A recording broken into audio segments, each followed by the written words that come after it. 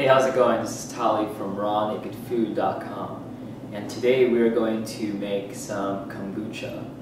Now this is a home brew kit that anyone can get and make on their own. All you are going to need for this kombucha is a glass container, about a gallon.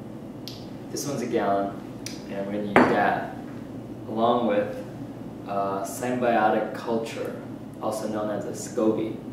This is the kombucha culture that we are going to use. It's like a little gelatin thing that has all the probiotics, it has the live organism, and everything else that's the kombucha is in here. So we're going to use this.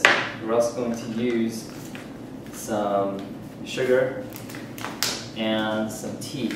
So we got 2 tea bags. This is, I believe this is black tea, or green tea is fine. Either or is okay. I've tried it with yerba mate and other types of teas, and you could experiment and see what you like the best, but this is the standard. I'm doing it standard style because this will allow you to get a feel for it and will help you get the best kombucha in little time. So you need pretty much about 3 main things: the kombucha culture, you need some sugar, and you need some tea. So what we're going to do today is, I have got this glass container now. You got to sterilize it before you do anything because you want the environment to be clean. So what I did was I poured boiling water in here, switched it around, and cleaned it like that. You don't need soap, just boiling water is fine. And what we're going to do now is we're going to add about 4 cups, or maybe more. We're going to pretty much fill this container up 3/4 full with boiling water. And what we're going to do is we're going to put the tea and the sugar in. And we're going to do that right now. So let me get that going.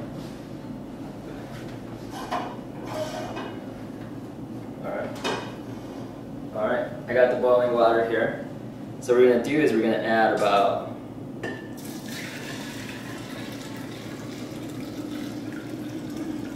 pretty much what we're going to do is fill it up as much as we can, 3/4 full.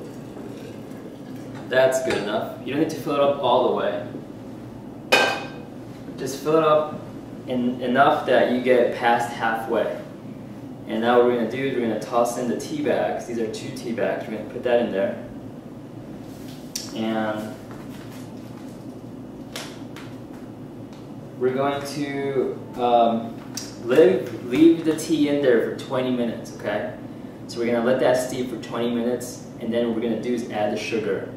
And we're going to continue with the home brewing process when we come back. Alright, it's been 20 minutes and the tea has been brewing. So what I did was I got another container. I cleaned it again by running boiling water, which is the best way to clean glass. And I filled it up with cold, highly alkaline water, about 9.5, and it's charged. So this is cold. What I'm going to do now is take out the tea, and what we're going to do is put in the water. So that's what I'm going to do right now. Alright, we are ready to take out the tea bags. So I'm going to fish it out with this wooden fork.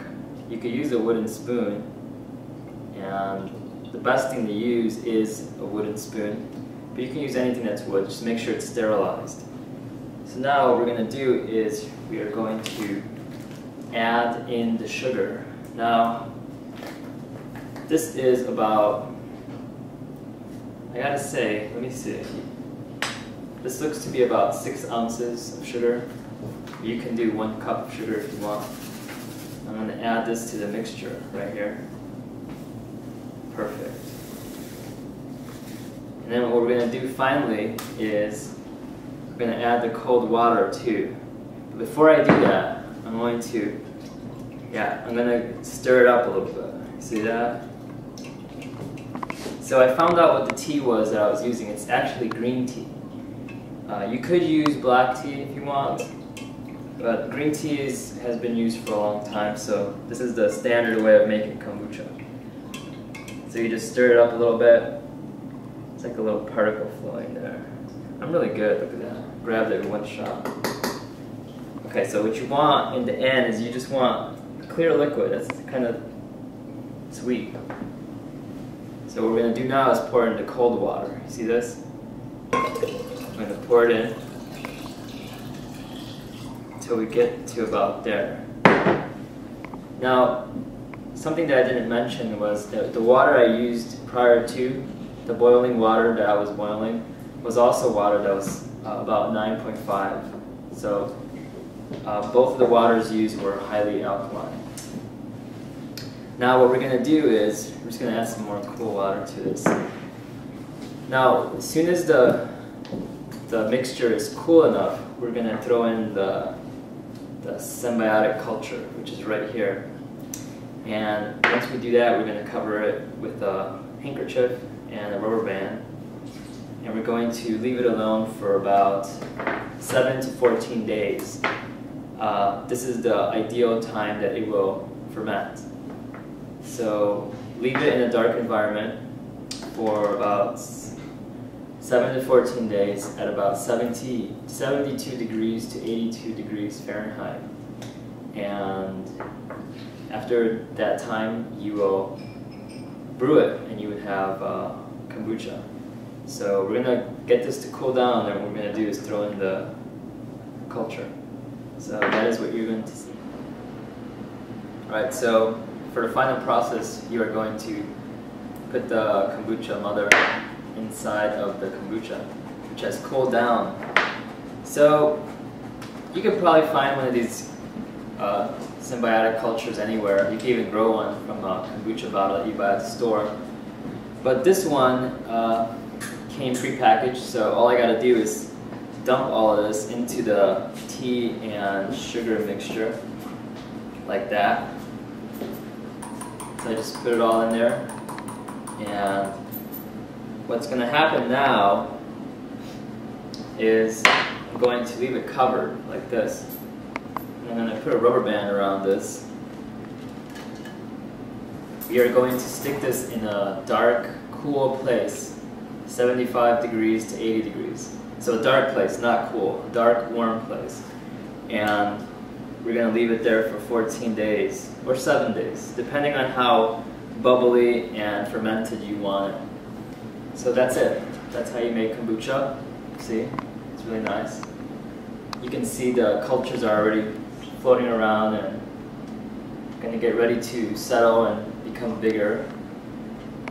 So that's how you make kombucha.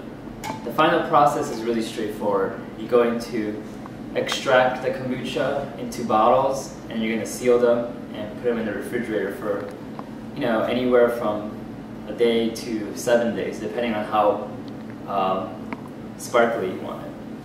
And you could also put, if you want to make it flavorful with fruit flavors, you gotta just, in the bottling process, you should put frozen fruit inside of the bottle, and then put the final brew over that, and then cap it, and then store it in the refrigerator for a couple days. And that's how you make it flavorful.